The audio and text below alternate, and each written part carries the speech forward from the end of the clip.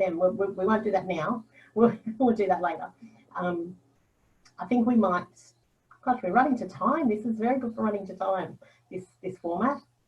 Excellent. Oh, great. And Charlotte, I think kicking you out of breakout rooms on the dot really helps you stick to time. That function worked, Joan. Yes, it did. I found it mean if someone was continuing to talk and then they just exploded, that they would they'd get the idea, I guess. Yeah, anyway, great. All right, well, welcome back, everybody. Thank you very, very much for those of you who spoke and moderated in our breakout sessions, and for everyone who's been asking those great questions along the way as well. It's really great when people, you know, are interacting in the sessions as much as possible, as well as keeping to time. So thank you for that. We will move right along to our lived experience panel. I'm really proud to say that MD New South Wales has changed the focus of these medical seminars. They used to be known as medical seminars. For a very long time, we only heard from doctors, and now we hear from both the medical professions and also from people with that valuable lived experience. So I'm really excited to introduce our next three speakers.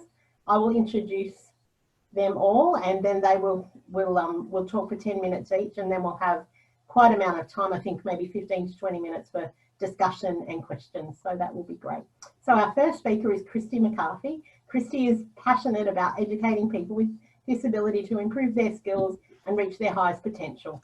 She's a project officer at the Uniting Local Area Coordinators, the LACs, where she works in the ILC, which is the, I guess she can tell you more, but it's about the systemic project work, the big picture projects that the NDIS is doing, and making the world more inclusive for everybody.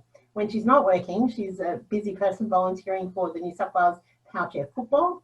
I know she used to be a player, and also for the Australian Power Chair Football Association and the New South Wales Business Chamber. So she's a self-confessed foodie, and she's just waiting for COVID to go away so she can hit the next food truck festival. So please welcome Kristie. I'll also introduce Chris Hastas, very similar. I noticed today we had a Chris, a Kristie, and another Kristie. Very common name today, popular.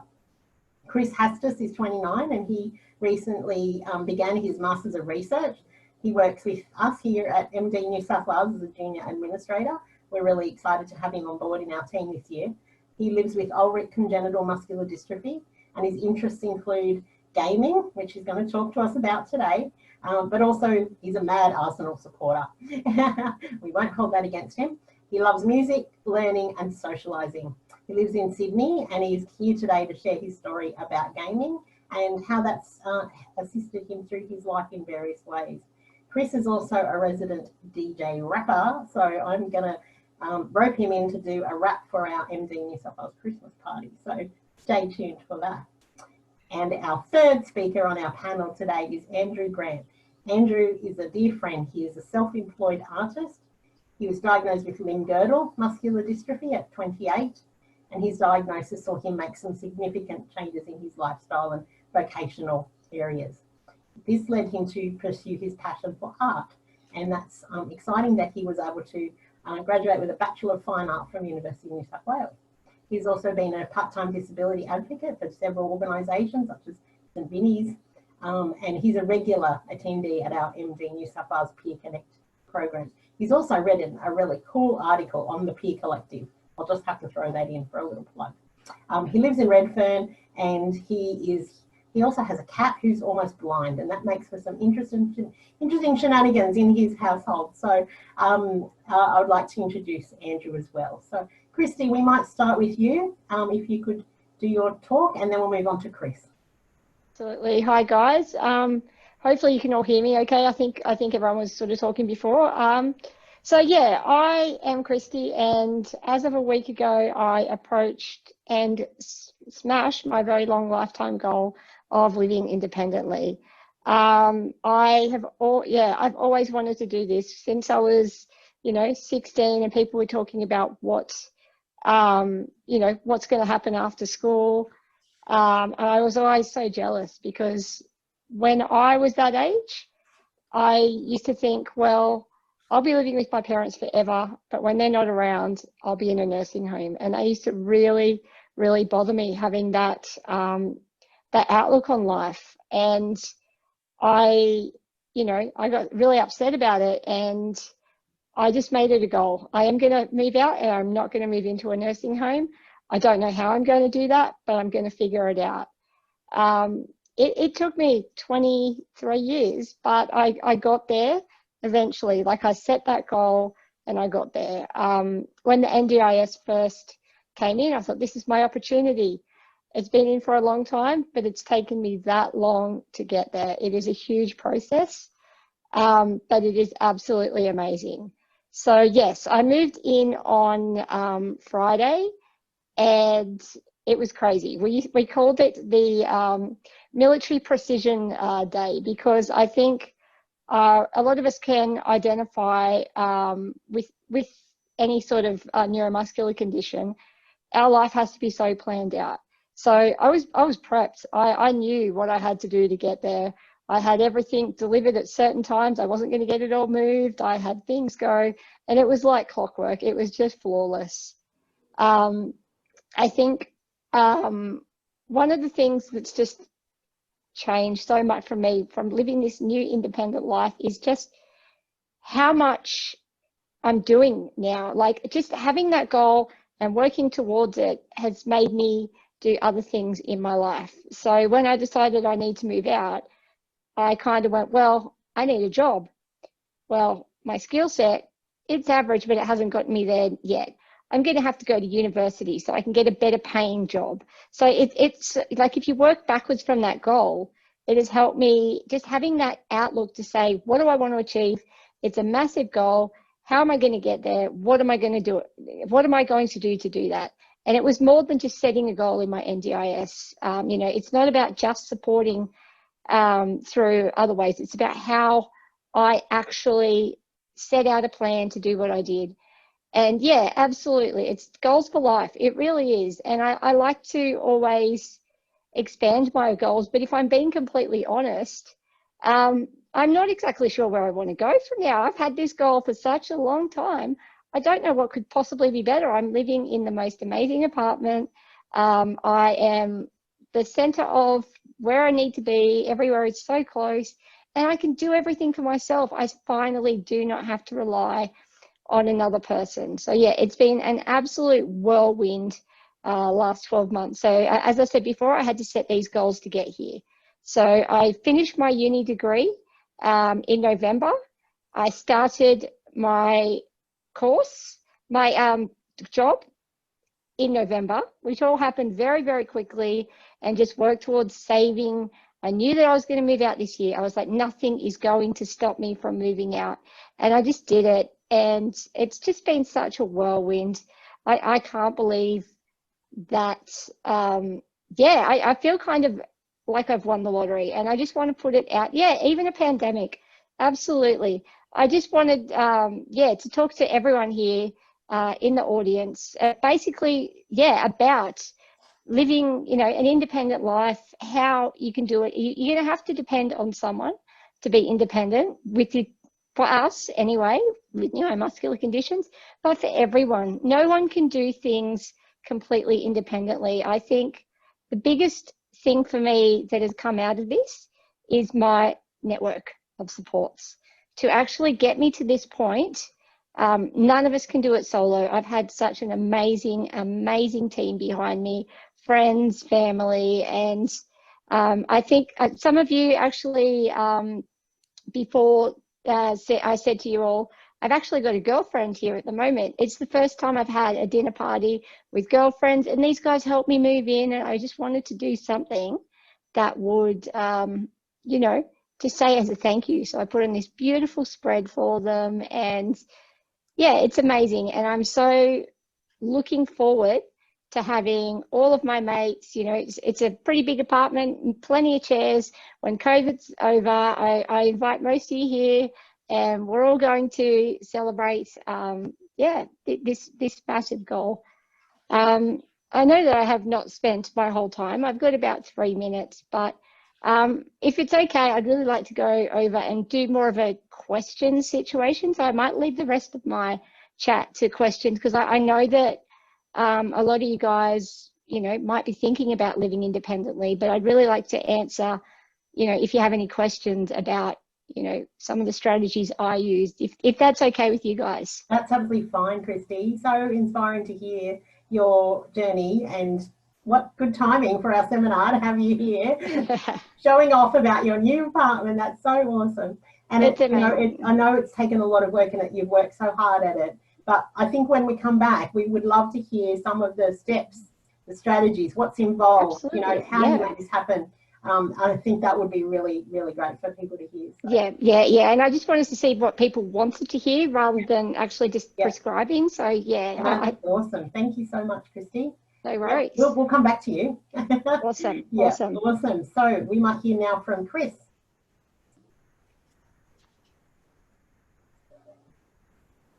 Are you there with us, Chris? That's better. There you go. There he is. Thank you very much. I knew you were there somewhere. Yep. That was a fantastic talk, Kristie. I really appreciate what you've been able to do, and I do take encouragement from your story as well. So I'd like just to let you know that. So my name is Christopher Hastas, firstly, and I would like to thank everyone who's attended this virtual event today. Actually, I'm going to share a little presentation that I have, if that's okay. We go here. So I just prepared this for my talk today. I'll be talking about my lived experience to shed some light on what living an independent life means to me. This is a fantastic opportunity for me to discuss such a topic since I am currently doing a Master of Research at Western Sydney University while researching to explore the empowering nature of online video games for people with physical disabilities. So I would, sorry, it's going to, why is it doing that? Let me just fix that, sorry. Yep, so I would like to begin by sharing some of my stories from my childhood and what has led me to where I am today. I had matured quite quickly due to my disability placing me in complex situations at a young age. I attended mainstream school. I always had been quite shy and only attended the rare social outing. My family unit had always supported me while at the same time instilling a sense of caution in my actions. I always had to be aware not to go out late or partake in potentially risky activities. My mother in particular was always concerned with where I was and what I was doing. After I finished high school, I decided to go to university. Chris, sorry to interrupt. Are you able to make your screen share a bit bigger so people can see the work? It just wasn't working, but is this, let me see if this works. Yep, that's it. Thank you. Yep, no worries. Oh, I think it's... Is it working or not? Is it? Yep. Okay. So continue from here. So I attended a Bachelor of Business and Commerce for my first degree. This is a great step forward in terms of my independence, although I still struggled with simple adult tasks, such as making important phone calls or ordering food on my own. I believe the reason for this was the overprotective nature of my family. So through conducting research today that I've done, I've learned that these experiences are somewhat common for people with disabilities. The way in which parents at times can be overprotective is founded within something called infantilization. Infantilization essentially means that people with disabilities are not given the appropriate respect they deserve for their age, experience, and skill at a point in their life. Rather, people with disabilities are treated in some aspects more like a child. One of the big issues with this type of perception towards people with disabilities is that these perceptions can become internalized by the person. So I personally feel as though throughout my life, I have internalized some of these perceptions from society, my friends, and family, which have placed a restriction on how I am able to express myself in society. I do understand that the overprotective nature of friends and family at times comes from a place of love and affection. However, I would like there to be a little bit more awareness as to how perceptions can subconsciously impact someone such as myself. So I would like to talk more about my university journey. I started university in 2010. I received mostly credits during my first 2 years, but I struggled to meet new friends and interact with people. At the end of my second year, I could not cope with the pressure I felt that came from my last few exams, so I decided to discontinue my study. I remember telling myself that once I finished that last exam, that I was done, and I had it in my head that I was never going to come back or finish my study ever again. I had noticed around that time that I'd stopped going to university. The attitudes of people around me had become quite negative. For instance, I've had family members that would directly tell me that it was not worthwhile for me to attend university for now or the future. So at this point, I went on to become quite socially distant in my life, and I played video games almost daily for the 3 years where I did not attend university at all. Video games provided me with an avenue to speak to people and show me how people can perceive me when my disability wasn't present in a conversation or an interaction. I often find myself so involved or focused in a game that I would forget the worries that I had that particular day. I was able to make quite a few friends on a game called Call of Duty back in the day because there was an open microphone function where I could speak to people. I eventually became aware of the competitive Call of Duty scene back in 2013, and I became a part of a PS4 cyber gamer community, where this community would host Call of Duty tournaments. So now I could compete in a game that I was also happened to be good at. So gaming provided me with an avenue for competition, a way of building an online identity, and the ability to be a part of a team and a community. So gaming is a great way to meet new people when face-to-face interaction is not required. I find that I'm able to express myself more confidently when online gaming. I can show my personality without fear of being judged about my physical appearance or my disability. The way that people would respond to me while gaming was genuine because they did not know any other factors about my physical limitations. I felt like I was free and I could truly understand what it meant to be equal to others. I knew that whatever respect that I earned online was down to who I was as a person rather than the disability or the physical appearance that I had. I found that gaming provides me a way of being more independent. People with a disability might not always have the ability to make independent decisions in their life. Whereas when gaming, all the decisions come down to me or the person that's playing. So after the majority of the gaming that I had done, I decided to reapply and go back to finish my degree that I said that I would never complete 3 years prior. I made some more friends this time around, and I felt like I had more of a presence inside the classroom. I finished with a credit average, and I was able to successfully graduate. I proved to myself what I can achieve if I fully committed, and I was so proud of how far I had come. In the second half of 2016, I would begin a Bachelor of Social Science, majoring in sociology. I had found my passion. The subjects were also interesting, informative, and perception altering. My marks steadily increased where I was averaging a distinction, which was far greater than what I was before.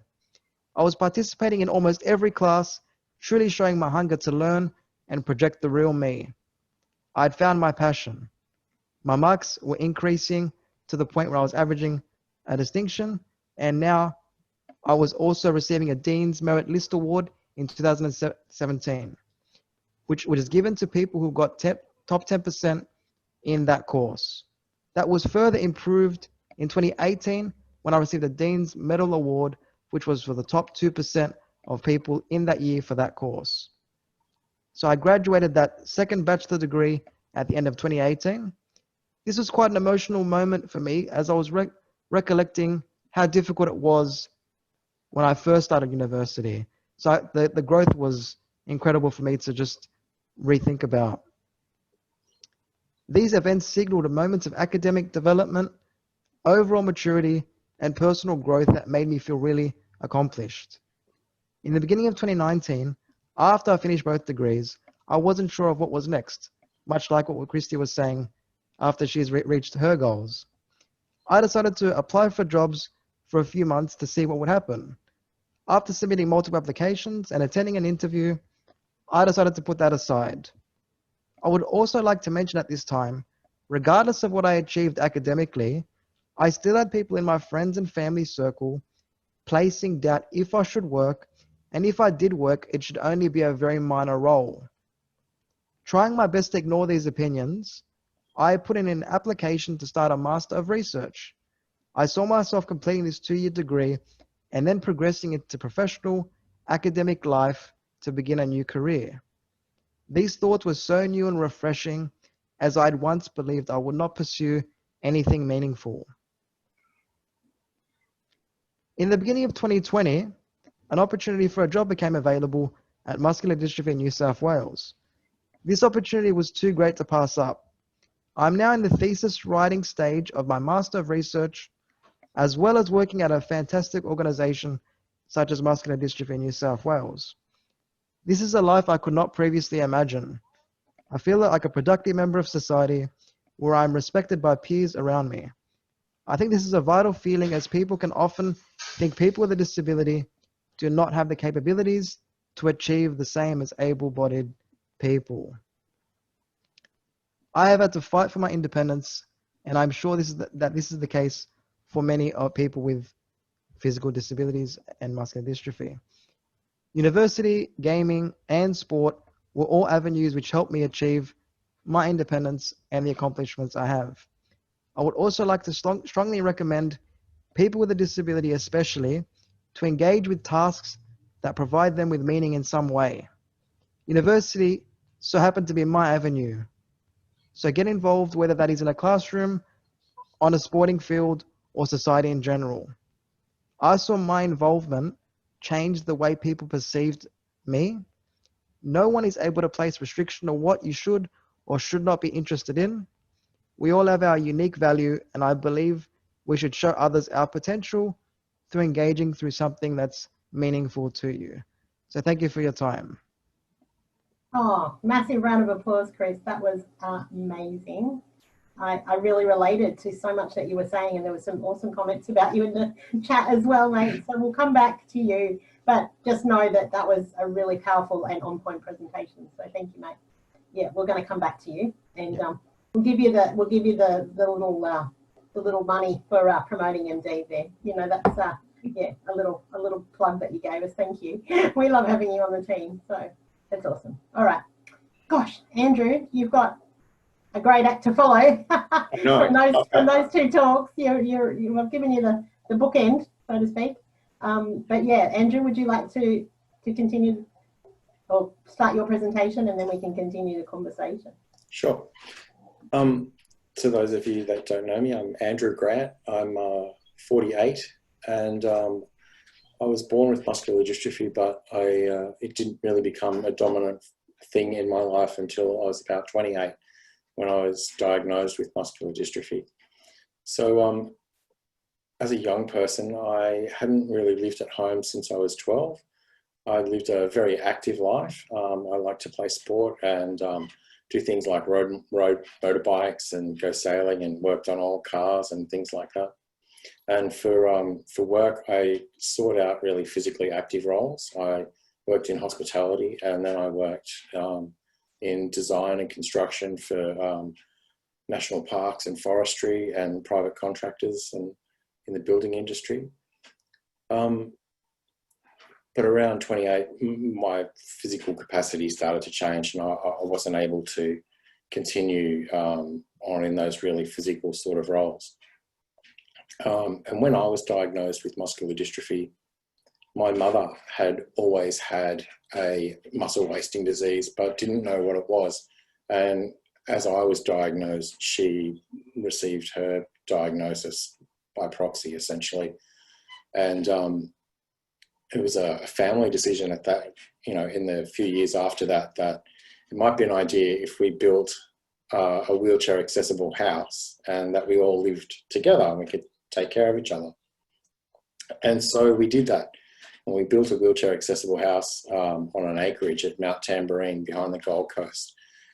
And it was fine, and I get on with my family and all the rest of it, but I could see unfolding before me that I was becoming more and more disabled and more dependent on my aging parents, and my father was my mother's primary carer. And I just didn't want to follow down that path, and I didn't want my dad to be my carer. So I put all my things in my car and drove to Sydney, and pretty much underestimated the cost of living in Sydney, and found myself living in a backpackers in Marrickville in a room with about 9 other guys in about the size of a large bedroom. And so, look, I felt independent. I felt like I was doing my own thing, but I knew that I had to, find a proper place to live. And I applied for Department of Housing assistance, and I've been really fortunate because it was a week after I applied that Department of Housing offered me a property. And so I moved into my first Department of Housing property in Erskineville, and then 18 months after that, it was not really suitable, for living in a wheelchair, and they found me a different property in Redfern in a purpose-built wheelchair accessible unit, and I've been here ever since. I initially moved down here and began this journey before the NDIS, and so I was able to do most things for myself, but I was really starting to deteriorate, and I started to apply for things like some home care assistance through home care and ADAC, and that was quite a lengthy process, and I didn't really receive much help.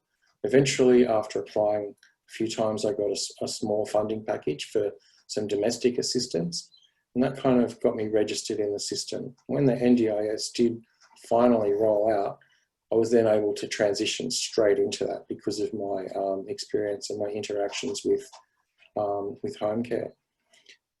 So now, as my needs continue to increase and my physical ability, deteriorates, I get in-home support 3 times a day for between 4 and 5 hours a day, thanks to the NDIS.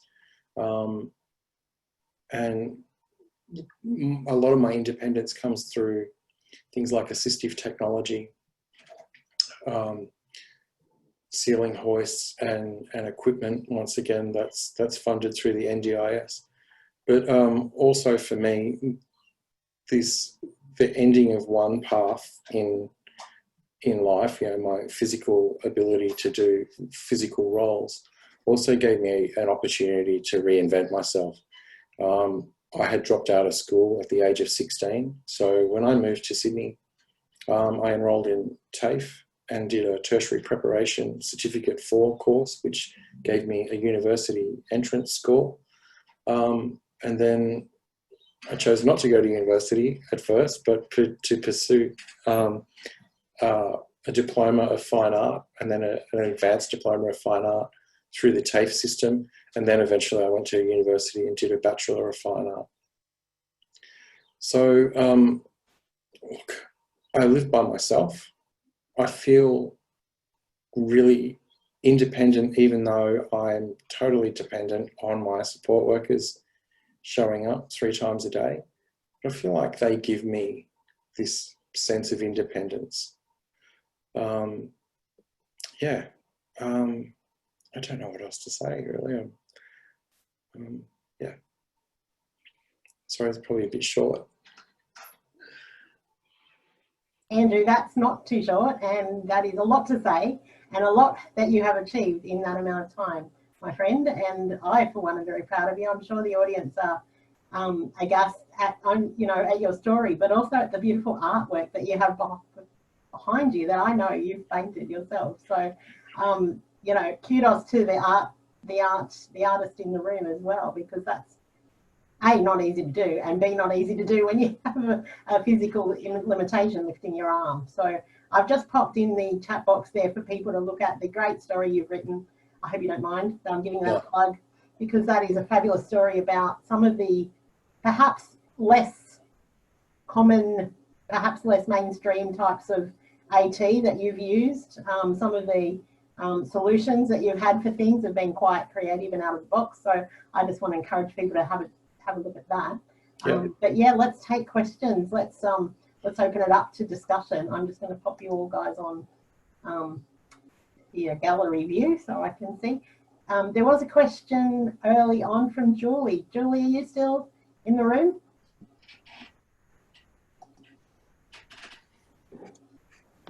Julie Dong, yes you are. You've got your thumbs up. Would you like to ask your question, Julie? Oh yeah, sure. Hi everyone, can you hear me?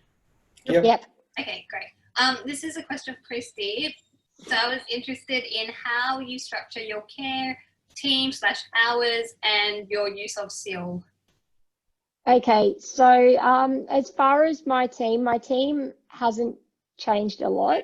At the moment, we are still trying to figure out what my requirements are. So my supports for one-to-one supports did go up a little bit when I moved into my own house, but I was sort of structuring it that I'd have my support workers with me when I went to work, and then they would, you know, get my dinner ready, I'd feed myself, and then my evening supports where I would get my showers done. So I'd have a good chunk of time for myself. And then COVID. So that sort of stuffed a little bit up because I'm working from home. So I decided to change things around and do my big meal of the day, and then have an easy dinner. But I've actually figured out that I'm so exhausted by the end of the day because I love life so much and I go out and go walking and do all these amazing things that I can't actually, I'm just so tired that I can't feed myself anymore. So my supports are slightly changing. But for everything else, so I am in SIL, and we have what's called a concierge model. So there are 10 apartments throughout my whole complex. There's 275 apartments in my block. So 10 people with a disability have the opportunity to live in this facility, all in our own apartment. And then on the 4th floor, there is a concierge service. So when we need them, we call them. So I use them primarily for my overnight supports. So they look after all of my rolling and stuff, basically what my parents used to do. And my one-to-one supports are for the things that they always used to do when I was at home. So yeah, I am still trying to figure it out. But yeah, that's the way I have structured it, and it probably will change over time. But yeah. Great, Kristie. And maybe it's just worthwhile mentioning for those who don't understand what SDA and what SIL is. So there's a few acronyms, but not everyone knows what they are. Okay, no worries. So I live in an apartment which is known as it's quite commonly known as SDA, which is Specialised Disability Accommodation. So there is a specific guidelines that you have to meet, and they're quite high. Only 6% of people with on the NDIS will actually meet that, you know, specification. So it's a very big process to even get that. So that's my bricks and mortars. That's where I live. But then there's also another component, which is the SIL. So the SIL is the supported independent living. So that is the care that is provided by this actual property. So the SIL and the SDA are two independent things that are funded under the NDIS. And that's so the model that we use for our SIL provider is the concierge service. So they're not with me all of the time. So sometimes SIL is what you might see in, say, a group home situation. You might have, you know, 4 or 5 people with 1 or 2 care staff, all living in the same house. It's the same sort of funding arrangement, but most of us here probably don't need, you know, supervision. We can be independent for periods, but, you know, some of us can't go overnight without being repositioned, or we need someone to just put food in the microwave. That's what concierge do. They come up and assist you when you need it, and they leave you alone when you don't need it. So that's the model that we're using. Yeah. Thanks, Kristie. That sounds like a hotel. It sounds like you're concierge. I actually feel like I live in a hotel. Yeah. It's so wonderful. Cool. Yeah. That's awesome. That's great. We've got a question from Dr. Lauren in the audience. Lauren, are you with us? Are you able to ask that question? Would you like to?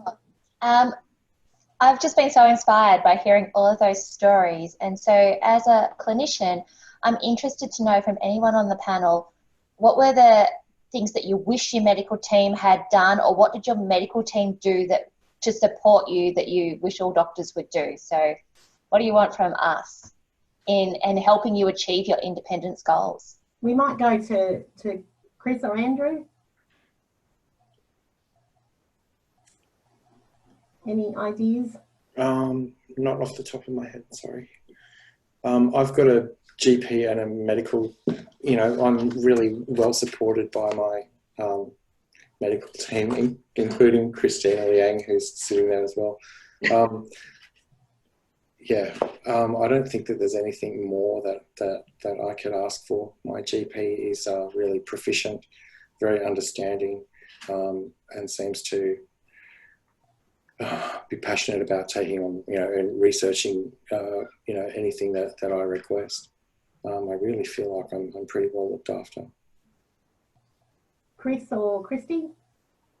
I would just say that more or less the same as what Andrew said. I feel very well supported. Anything I've ever needed or anything I've ever felt like I got an issue with, I've always been supported. So I can't really say there's anything else I'd liked, really. So it's good. Kristie? I can give something completely different. So I was in Lauren's session earlier and she was discussing clinics. I'm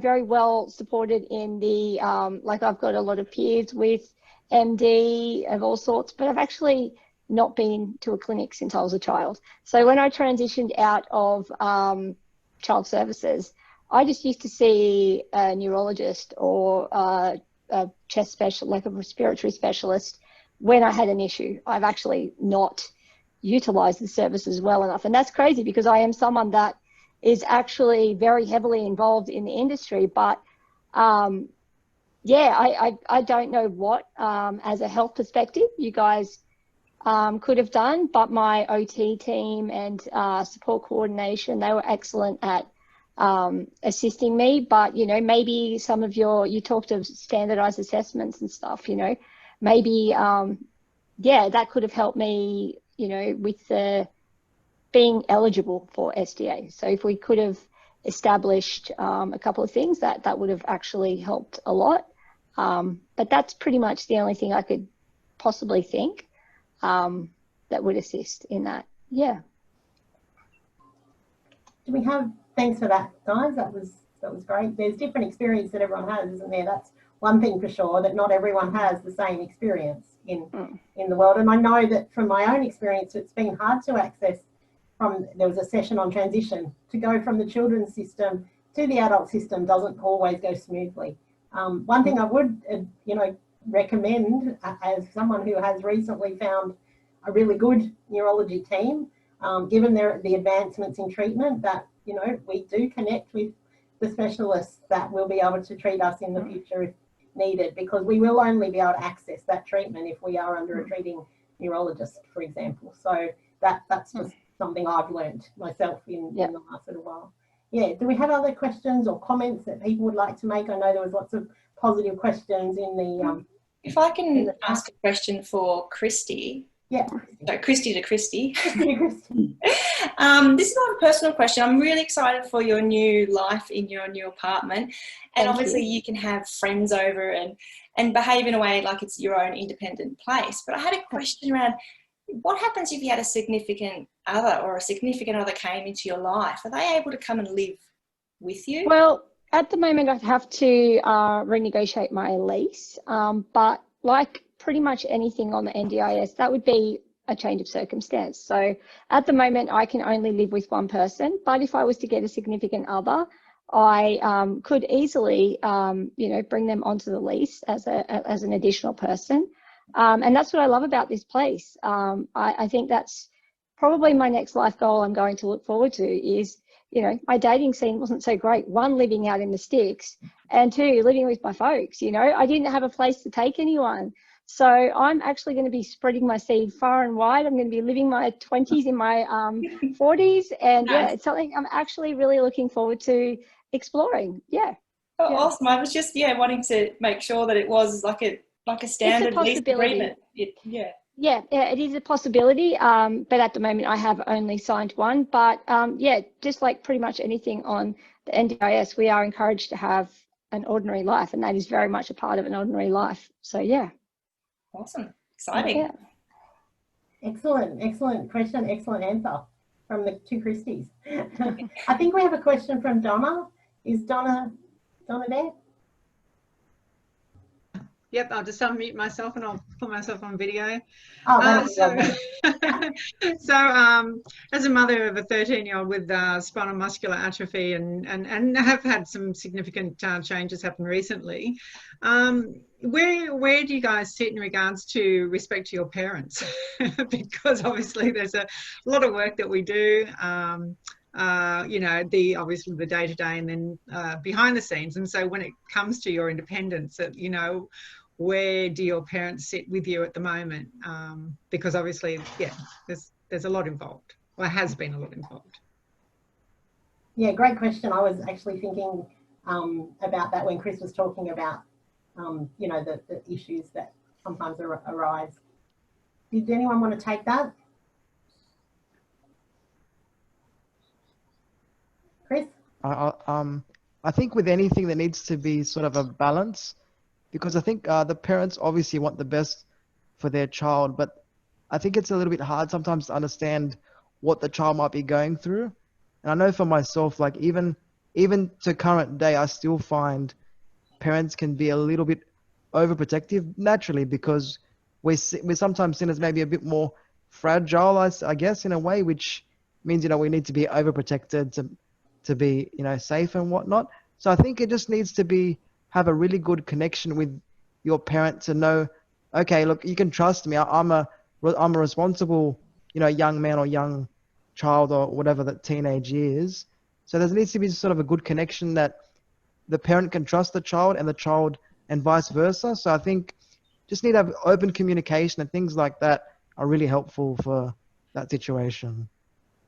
I agree, Chris. I kind of also want to say, sometimes as a parent, with the whole protectiveness, any other child, you have to give them that dignity of risk too. They should be allowed to make mistakes and do stupid things that teenagers do. And I know it's really hard because you might have a child that does have these needs, but by being overprotective, some kids with disabilities miss out on those fun things just because of that overprotectiveness. So, of course, as a parent, keep your child safe, keep all of that, but also let them do what other 13-year-olds do, do stupid things, as well. So, yeah, within reason. Yeah. Does that help, Donna? I know. Yeah, as a parent, it's. No, that's great, but also too, it's really good for me to connect with you guys, because you potentially could be people that that I could get connect with my son to get with you, because obviously they're the experiences that you've been through. So I look forward to sort of getting some contacts and perhaps sort of him being able to make contact and have these discussions. So yeah, great, Donna, and I think also that peer connection and peer support that we have as a community, that's really valuable, and that's where that can come in, where people can hear about what the adults are doing when they're younger. Like I certainly had lots of role models that were, two in particular I remember from the association, Bruce and Karen, and I remember thinking they've got jobs, they've got families, they've got their own home. Just knowing that is about that, having expectations for ourselves and our families having expectations for us as well. That's a really important aspect. So yeah, thanks, Donna. I think that it's great if we can connect, and something like the Smarties group or coming to the Peer Connect events that we run is where those kind of things can flourish and be. No, definitely online, and this may have been a little bit too much for him right now, but yeah, certainly having something a bit more tailored to teenagers or to specific age groups would be wonderful. So just as so that he can start to work. We do run a group for young boys, and I know there's a young girls group as well, and then there's an older kids group as well. So yeah, if you get those details to me, that'd be great, Caroline. I appreciate that. Yeah, great. I could also highly recommend getting involved in some sort of sporting organisation. Both Chris and I have got some amazing people. We've got all sorts of ages, and we all learn from each other. I know. Can I also take a moment to just say something personal about Chris? So through sport, we've known each other, and I've seen him through every single process that he spoke about.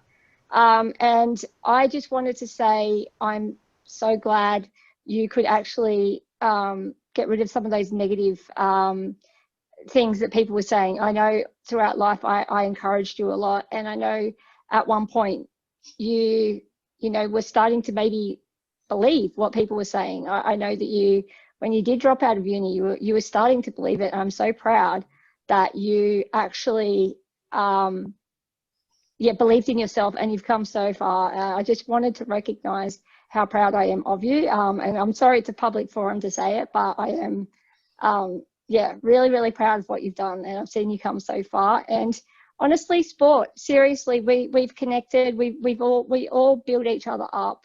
Any sort of peer collective, I think we learn from each other and build each other up and help each other go further. So yeah. Kristie, thank you for that. That's an awesome acknowledgement. Credit where credit's due. I've got two more things from the chat box that I just wanted to mention.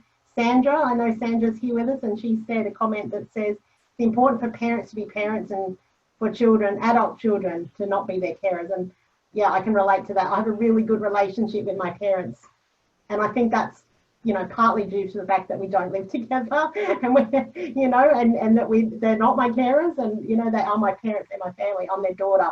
I'm not, the relationship is different, but in that way. So yeah, thank you. And Francis has a question. Francis, I'll go to you. Yes. Can you hear me? Yep. This is I'm speaking as an overbearing, overprotective mother and carer of a 49-year-old who was with MD, Martin, and he, the best I can do is to try to give him choices wherever possible, and to try, both of us, to be as polite and well-mannered as we possibly can, and honest with ourselves and one another. But otherwise, how do I avoid being overbearing and overprotective? You do a great job, Francis. I know that. You tell me all about it. I think you do a great role. I think you offer support when it's needed. I don't think you're not pushy. I think you just, I'm a bully. I'm a bully. I think you're doing everything that you can, and I think, if there's a problem there, then that's a shared problem. It's not all your responsibility or your fault. Chris, what about any comment, Chris? I think Christopher. Yeah, thank you. I think the mere fact that you're even being aware that you potentially might have some things that could make someone upset or not upset, that's a very, very good start, because you're already being aware. I think a lot of people aren't aware that they may be sort of impacting someone. The fact that you are thinking these things, I think it's fantastic, and I'm sure that you'll do a great job. So I'm not concerned at all. And another thing, Christopher, do you know anything about virtual reality? Because he plays lots of video games, but he's very, very much of a solitary person, but he's expressed interest in doing virtual reality, which could be another outlet. Yeah, so virtual reality would just be sort of the next step, the next frontier sort of in gaming, or even beyond gaming, where people can immerse themselves into, a reality that's beyond what we experience now. So I'm sure that there's a way to build an identity as well, because with our physical limitations, we do find it difficult to express ourselves in life. But in a virtual world where your physical limitations might not exist, it is far easier sometimes to build an identity, to get recognition, to express yourself. So it is something to be aware of, and I'm sure as time progresses, the technology will only improve, and this sort of thing might become more commonplace as well. Thanks. Thank you, everyone. And I know Andrew's written about virtual reality in his article that he's shared on the Peer Collective. So, yeah, it's even made me want to get a virtual reality headset and travel to Mexico, perhaps. You know, that could be something we all want to do at the moment. So, yeah, fantastic. Thanks, Francis. And I think you hit the nail on the head when you said about choice. You know, not everyone will live independently like Kristie and myself. That won't be everyone's story.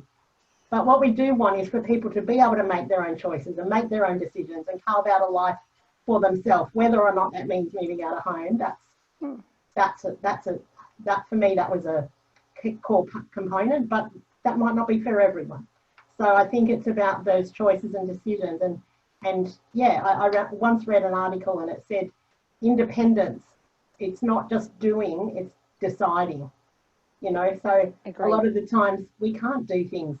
I'll never be independent from having helpers in my house every day. But as long as I'm in charge of what's going on and how that help happens and who those people are and when they come, that's the important thing. So yeah, I think choice is a really important component. I think we've just got a couple minutes for last comments and questions.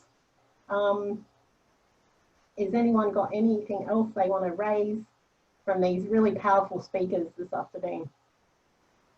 Andrea, would you like to, oh, you've said that you're looking forward to, are you there, Andrea? Did you want to talk or do you want to? Yeah, no, I'm like Sam is, well, he'll be 15 at the end of this year. And it's always concerned me about his future living arrangements. So listening to the experiences from these talkers is actually giving me confidence that he will have a happy life as an independent person. And I'm looking forward to just being a parent of an adult child who's making his own choices in this world. And thanks very much for doing that. It's great. Oh, thank you, Andrea. That's so heartwarming to hear that you know, that even hearing people's stories can have that impact, and to have those expectations for Sam. That's wonderful, Andrea. I know that Sam will go on to do a lot of amazing things. His dancing at the Elton John concert was very impressive, let me tell you. Thank goodness we ended up going there this year and not next year, Carolyn. Oh, I know. The COVID would have put the yeah, we just got it in, that. Yeah, great. Well, hopefully in the next couple of, sorry, I was just going to say, hopefully in the next couple of years, that Sam will be maybe one of our speakers. He's going to do amazing things. Oh yeah, that's a wonderful idea. We'll get that on the agenda for 2022 or something, will we? 23? Yeah. Good one, Kristie. Yeah. And Kristie, did you want to say something? No? No, it's Sandra, Carolyn. Sandra. Hi, Sandra. I just wanted to share a quick sort of more recent example as well of a young boy with Duchenne that we've just transitioned. And earlier this year, he lived in a very remote farm out past Wagga in southern Western New South Wales. And through great supports from his family and through us and Trapeze Service and Wollongong University, he moved out independently to Wollongong University at the start of this year, and then nearly got through half of the first semester, and then COVID hit, and they sent everybody home. So he then had to go home and do his university through Zoom and all that sort of stuff. And then just this semester, I saw him in the hallway about 3 weeks ago, and he's just returned back to independent living at Wollongong University, and he's loving it. He has a rotation of about 10 or 12 carers that help him out through a fortnightly sort of roster program that they've set up, and also some of the guys in his course have offered to be carers, and the guy that offered to share the room with him. So they've done amazing things, and there is independent life, and this is a boy with Duchenne muscular dystrophy. He's totally dependent on, you know, people for everything. But it was just the willingness and the positivity of family and his willingness that was his goal. And it took, you know, it took a village to get him there and a big team of people, but it is so doable. And I think too, as Andrew said, the NDIS have really helped with that as well. There's great positive stories out there. I know a lot of consumers can get a little bit annoyed with NDIS and frustrated with the processes that people have to go through. And certainly as a healthcare provider, you know, the paperwork is surmountable and, you know, can often, you know, feel like Everest, climbing Everest. But at the other end of that, you know, there are great stories out there, and there's definitely, I would encourage, you know, all parents to develop carer relationships for your children and your young people from about the age of about 16. I think that's really important because they're adults. I would never, as a mother of 3 children and 3 stepchildren, I wouldn't want to be sharing my son over the age of 16.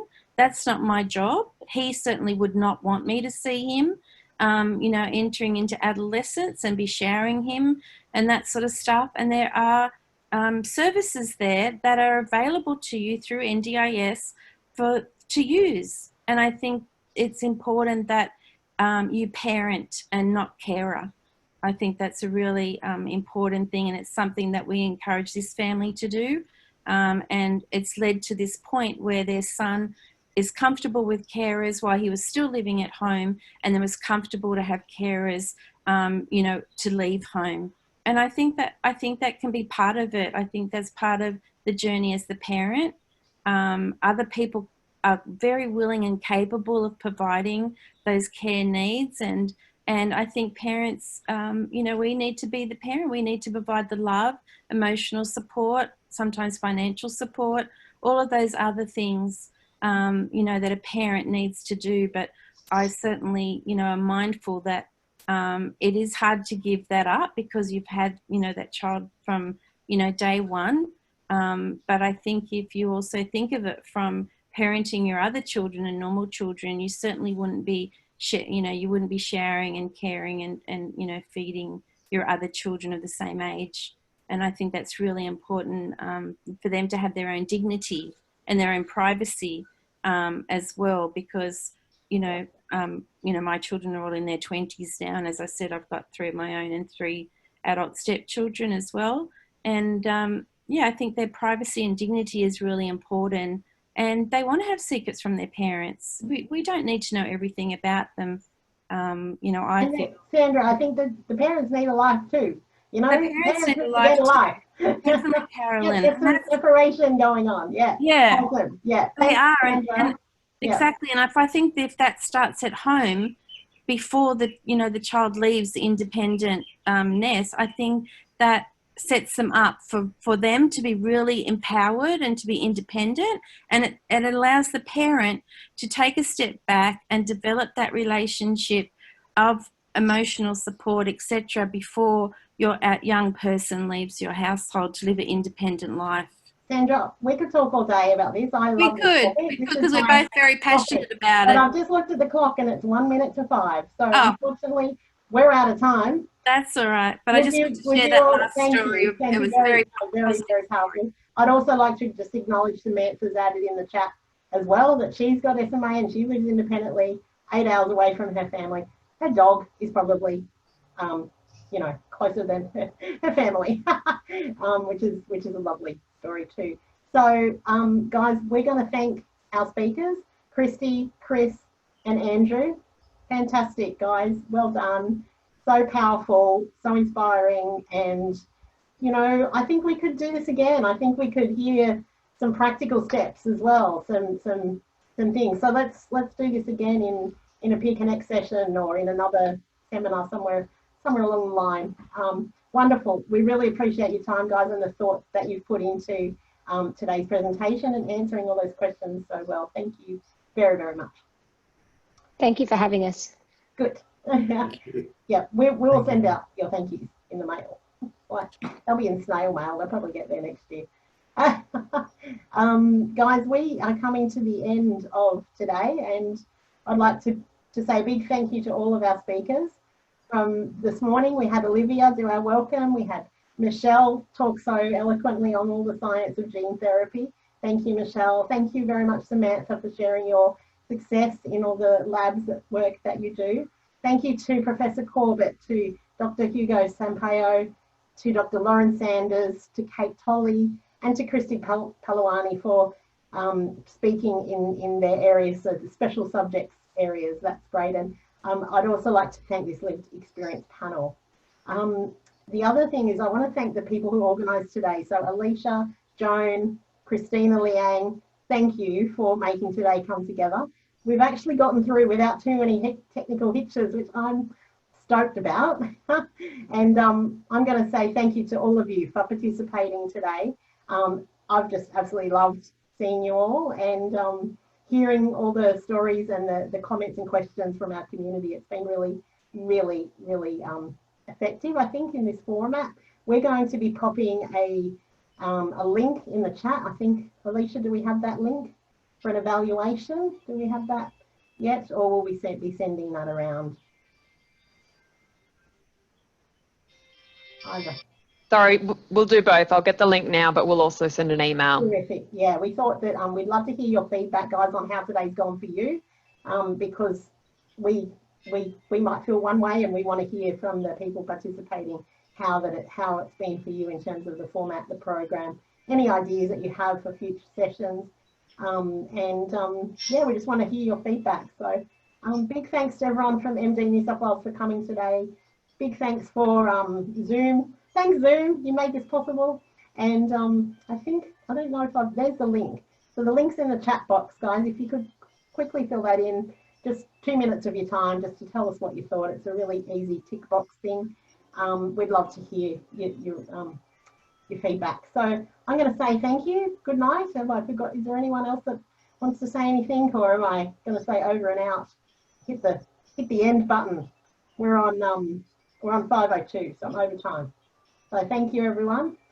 Good night. All the best. Take care. Stay safe. We'll see you again. Bye. Thank you. Bye. Bye. Thanks, everyone. Bye, Kaz. Bye. Bye, Sandra. Thanks, Helen. See ya. Oh, bye, Julie. Nice when people talk, because otherwise you see all these boxes. Bye, Donna. Okay. Bye, Caroline. Thank you very much. Oh, great to talk to you all. Bye. Bye, Sharon. Thank you for being our